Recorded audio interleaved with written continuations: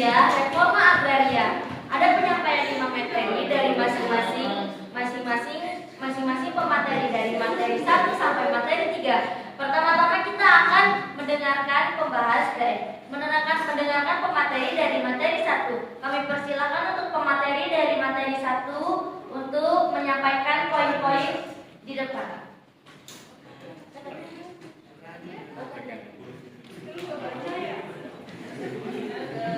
Terima kasih kepada moderator yang sangat ceria hari ini. Sebelumnya izin teman-teman semua, saya Diana Sentiulan ini akan menyampaikan 5 poin materi 1, yaitu agrarian reform, konsep dan filosofi. Poin yang pertama, konsep reforma agraria adalah memaknai perubahan sosial, mengacu pada masyarakat, organisasi sosial, komposisi penduduk, mobilitas tenaga kerja, dan perubahan seluruh struktur. Sedangkan filosofi reforma agraria itu menyangkut pengetahuan dan penyelidikan yang memaknai secara substansi atau hakikat atas suatu peristiwa atau kejadian. Kemudian poin yang kedua itu ada pada tahun 1811 hingga 1960, yaitu masa colonial government and the national movement. Pada tahun 1811 hingga 1816 itu ada masanya Raffles menerapkan pajak kerja rodi. Pada tahun 1816 Belanda kembali berkuasa di Hindia Belanda. Pada tahun 1825 hingga 1830 itu terjadi perang Jawa pertama kali terkait identitas dan harga diri terkait tanah. Pada tahun 1830 sampai 37 itu terjadinya perang Padri. Tahun 1863 itu adanya tanah paksa Pembarong di Sumatera bagian timur. Kemudian 1864 hingga 1922 itu ada kerja paksa pembangunan rel kereta api yang tersebar baik di Pulau Jawa maupun di luar Pulau Jawa dengan total panjang 3.338 km. Kemudian pada tahun 1922 itu diberlakukannya politik liberal dari zaman pergerakan. Untuk poin yang ketiga, Indonesia masa kolonial menuju Indonesia menggugat. Terjadinya peristiwa lahirnya reform Indonesia menggugat dengan ditandai pidato Soekarno di Land Road di Bandung. Itu terjadi pada tahun 1942 di mana Jepang menguasai dunia dalam kemenangan besar dalam penyerangan Pearl Harbor. Pada tahun 1946 diberlakukannya UU nomor 13 dengan penghapusan desa perdikan, dan pasca Indonesia Merdeka terjadi agresi militer 1 dan 2. Poin yang keempat, kita akan membahas tentang KMB yang pada tahun 1949 dan nasionalisasi pada tahun 1957 yang merugikan dua belah pihak mencapai kesepakatan penting di bidang agraria. Indonesia tidak menghindari proses ganti rugi dan tidak mengklaim data milik Belanda, sehingga Soekarno memutuskan menghadapi Belanda secara frontal. Kemudian poin 5 ini adalah poin penting pada materi A1 ini, yaitu lahirnya Kementerian Agraria, UUPA dan Reforma Agraria. Pada tahun 1951, Soekarno mengangkat Menteri Urusan Agraria yaitu Mr. Gondokusumo.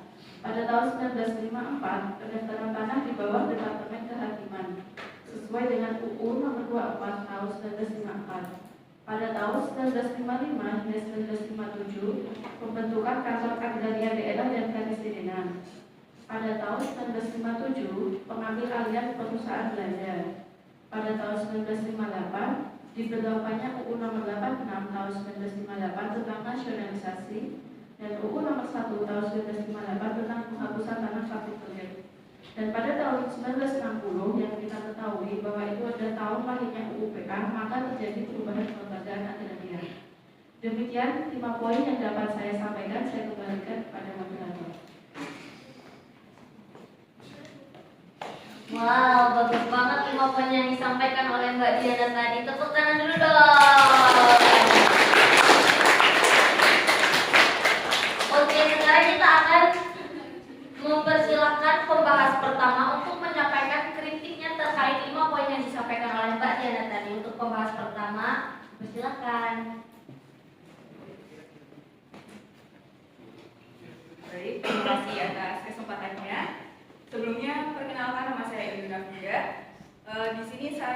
sebagai pembahas pertama yang membahas terkait dengan materi yang sudah disampaikan oleh penyaji. Saya tidak memberikan kritik terhadap poin-poin yang sudah disampaikan oleh penyaji karena menurut saya poin-poin yang disampaikan tersebut sudah sesuai dengan suatu literatur, yaitu jurnal yang telah saya baca. Jurnal tersebut berjudul Strategi Kebijakan Reforma Agraria dalam Mewujudkan Kesejahteraan Masyarakat yang Berkeadilan Sosial dengan Berdasarkan Konstitusi, yang ditulis oleh Habib Ferien Fajar dan kawan-kawan dari Fakultas Hukum Universitas Andalas pada bulan September tahun 2022. Nah, dalam jurnal tersebut tertulis bahwa reforma agraria adalah penataan ulang struktur kepemilikan penguasaan tanah beserta seluruh paket penunjang secara lengkap dan merupakan konsep reforma evolving yang berkembang menjawab segala kebutuhan dan tuntutan zaman dari kebutuhan masyarakat. Nah, maksud dari tulisan tersebut adalah reforma agraria di Indonesia ini bukan hanya sekedar redistribusi tanah, karena kita kan sering mengenal reforma agraria itu selalu berkaitan dengan redistribusi tanah. Tetapi itu lebih luas dari sekedar redistribusi tanah, karena adalah sebuah upaya untuk menata ulang bagaimana tanah dikuasai dan dimiliki, memastikan adanya jaminan hukum, kemudian mempermudah akses untuk peminjaman bantuan hukum, informasi, teknologi, serta bantuan dalam memasarkan hasil pertanian. Ini adalah konsep yang akan terus berkembang dan beradaptasi dengan kebutuhan masyarakat di Indonesia. Ini tujuannya juga sangat mulia ya teman-teman, karena untuk mencapai kesejahteraan dan keadilan sosial. Kemudian tadi juga penyaji sedikit banyak menyinggung mengenai sejarah reforma agraria di Indonesia. Itu juga tidak bisa dipisahkan dari masa-masa penjajahan. Ketidakadilan dalam penguasaan tanah oleh pemerintah kolonial pada saat itu juga mendorong adanya perlawanan dari rakyat dan menjadi adanya pergerakan nasional yang terjadi pada saat itu. Kemudian semangat itu yang timbul untuk melawan ketidakadilan tersebut yang kemudian diwujudkan dalam Undang-Undang Pokok Agraria yang kita kenal sekarang menjadi UPA tersebut, yang menjadi dasar mengenai reforma agraria atau pertanahan di Indonesia sekarang ini. Nah, di dalam jurnal tersebut juga dijelaskan bahwa UPA menjadi tonggak reformasi agraria di Indonesia. UPA hadir dengan tujuan yang mulia, yaitu untuk mengatur dan menata ulang struktur agraria yang tidak adil menjadi lebih berkeadilan, menanggulangi konflik agraria, memakmurkan rakyat, dan menjadi dasar hadirnya reforma agraria. Sehingga tujuan ini menunjukkan bahwa reforma agraria bukan hanya sekedar program ekonomi, tetapi juga upaya untuk mewujudkan keadilan sosial bagi seluruh rakyat Indonesia. Untuk mewujudkan reforma agraria tersebut hingga terus dilakukan hingga pasca kemerdekaan. Dimulai dengan tadi sudah dijelaskan oleh penyaji dengan pembentukan lembaga keagrariaan, Kementerian Agraria tersebut dengan mengangkat Mr. Godongkusumo sebagai menteri yang bertanggung jawab pada tahun 1951, kemudian pada tahun 1954 juga sudah mulai adanya pendaftaran tanah dan pembentukan kantor-kantor agraria di berbagai daerah hingga pengambilan perusahaan Belanda pada tahun 1957. Nah, langkah-langkah ini merupakan upaya untuk pengembalian sumber daya agraria ke tangan bangsa Indonesia itu sendiri untuk mencapai kesejahteraan dan keadilan untuk masyarakat Indonesia. Mungkin itu komentar dari saya, kurang lebihnya saya mohon maaf.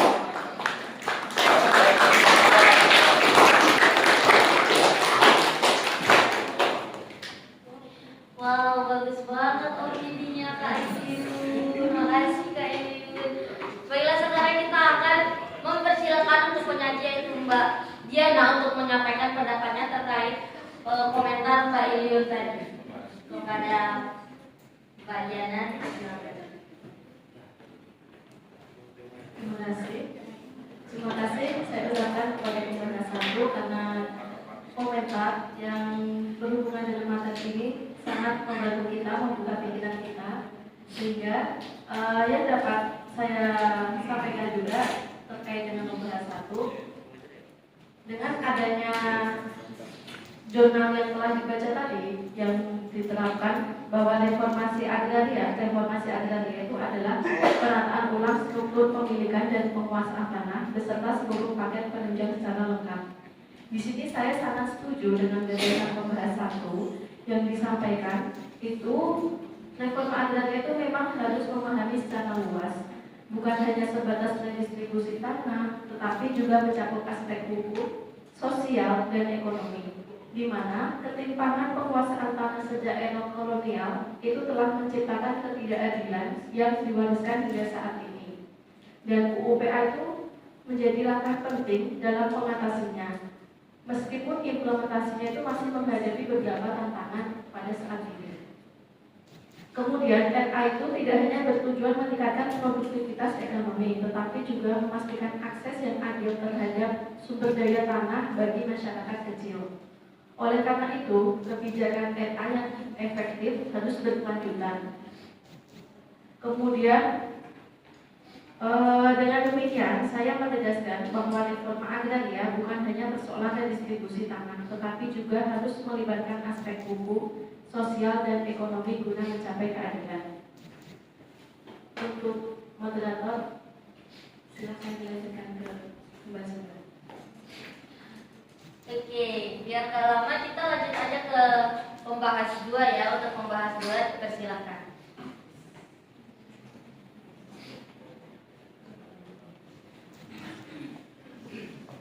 Terima kasih kepada moderator. Perkenalkan, saya Fioni Ramadhania. Di sini saya selaku pembahas 2 ingin berkomentar dari apa yang telah disampaikan oleh penyaji. Yaitu saya tertarik untuk membahas pada poin 4 yang berisi terhadap substansi pada nomor poin 4 itu Konferensi Meja Bundar 1957 yang merugikan atau gagal dua belah pihak mencapai kesepakatan penting di bidang agraria. Indonesia tidak bisa menghindari proses ganti rugi dan tidak bisa mengklaim harta milik Belanda. Soekarno memutuskan menghadapi Belanda secara frontal. Berdasarkan materi yang diberikan oleh Bapak Aris, yaitu materi agraria reforma, konsep dan filosofi, dan beberapa sumber dari internet yang saya baca, itu keputusan Konferensi Meja Bundar itu yang gagal mencapai kesepakatan penting di bidang agraria ini memiliki dampak yang signifikan di bidang pertanahan Indonesia. Berdasarkan apa yang saya baca dari materi tersebut, saya ingin memberikan komentar. Yang pertama itu kegagalan Konferensi Meja Bundar dalam penyelesaian agraria. Menurut saya, Konferensi Meja Bundar itu tidak memberikan solusi yang konkret terkait kepemilikan tanah dan aset milik Belanda di Indonesia. Meskipun nasionalisasi dilakukan pada 1957, Indonesia tetap terikat dalam kewajiban ganti rugi. Bahwasanya ini menunjukkan bahwa perundingan Konferensi Meja Bundar ini kurang menguntungkan bagi Indonesia dalam aspek agraria karena tidak memberikan kedaulatan penuh atas aset yang ada. Dan yang kedua itu ketimpangan struktural pasca Konferensi Meja Bundar ini, warisan kolonial yang masih melekat pada sistem agraria itu menyebabkan ketimpangan kepemilikan tanah yang berkelanjutan setelah kemerdekaan. Kebijakan agraria berlanjutan setelah kemerdekaan itu kolonial seperti Agraris Web 1870 memungkinkan modal Asia menguasai lahan secara luas, dan menurut saya Konferensi Meja Bundar tidak mampu menegaskan hak Indonesia untuk mengklaim kembali tanah-tanah tersebut tanpa konferensi. Dan yang ketiga, nasionalisasi sebagai langkah frontal. Keputusan Soekarno untuk mengambil langkah nasionalisasi secara frontal terhadap aset Belanda itu dapat dilihat sebagai bentuk ketegasan dalam memperjuangkan kepentingan nasional. Namun, tanpa perencanaan yang matang, langkah ini juga memicu ketidakstabilan ekonomi karena hilangnya tenaga ahli dan investasi asing yang sebelumnya mengelola sektor agraria dan perkebunan. Dan pada poin keempat, konsekuensi hukum dan diplomasi. Nasionalisasi tanpa kesepakatan menyeluruh itu memicu kegagalan diplomatik dengan Belanda secara hukum internasional, sehingga Tindakan ini memperkuat posisi Belanda dalam menuntut ganti rugi, sementara Indonesia itu mengalami kesulitan dalam membangun sistem agraria yang lebih merata. Menurut saya, berdasarkan perspektif akademik, pendekatan yang lebih pragmatis dan berbasis hukum agraris internasional harusnya dikedepankan untuk menghindari dampak negatif dari nasionalisasi yang terburu-buru. Mungkin itu saja komentar dari saya kembalikan kepada moderator. Terima kasih. Bagus banget dari Kakak Pius komentarnya. Baiklah, tanpa berlama-lama lagi kita mempersilakan kepada penyaji yaitu Mbak Diana untuk berpendapat terkait komentar Mbak Pius tadi. Untuk Mbak Diana dipersilakan. Terima kasih kepada moderator untuk komentar dari Mbak Suba. Terima kasih atas komentarnya. Berdasarkan gagasan bahwa pendekatan nasional agraria itu harus dilakukan secara bertahap dan berbasis hukum internasional, dari situ saya sedikit kurang setuju mengenai gagasan tersebut karena dalam konteks historis Indonesia, pendekatan frontal seperti yang dilakukan Soekarno itu justru lebih dilakukan untuk segera melepaskan diri dari cengkraman kolonial, di mana keputusan Soekarno itu untuk menghadapi Belanda secara frontal dalam konteks nasionalisasi agraria yang kita lihat pada poin nomor 4 itu sudah mencerminkan semangat kedaulatan nasional yang kuat. Namun dari perspektif akademik, pendekatan yang lebih pragmatis dan berbasis hukum agraria internasional seharusnya dikedepankan untuk menghindari dampak negatif dari nasionalisasi yang terburu-buru seperti yang dikatakan oleh Pembahasan. Nah, nasionalisasi yang terburu-buru ini itu menunjukkan bahwa pendekatan nasionalisasi yang terlalu agresif seringkali menyebabkan gangguan ekonomi.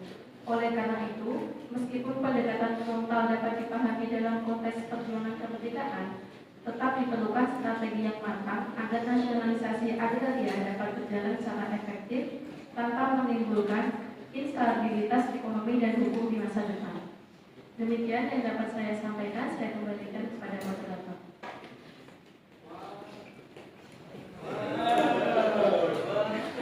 Baiklah, itu tadi penyampaian materi serta komentar-komentar dari materi yang disampaikan, yaitu materi A1. Kesimpulannya, reforma agraria itu untuk menyejahterakan bangsa Indonesia dengan memperhatikan kekuasaan pemanfaatan serta penggunaan tanah yang ada di Indonesia serta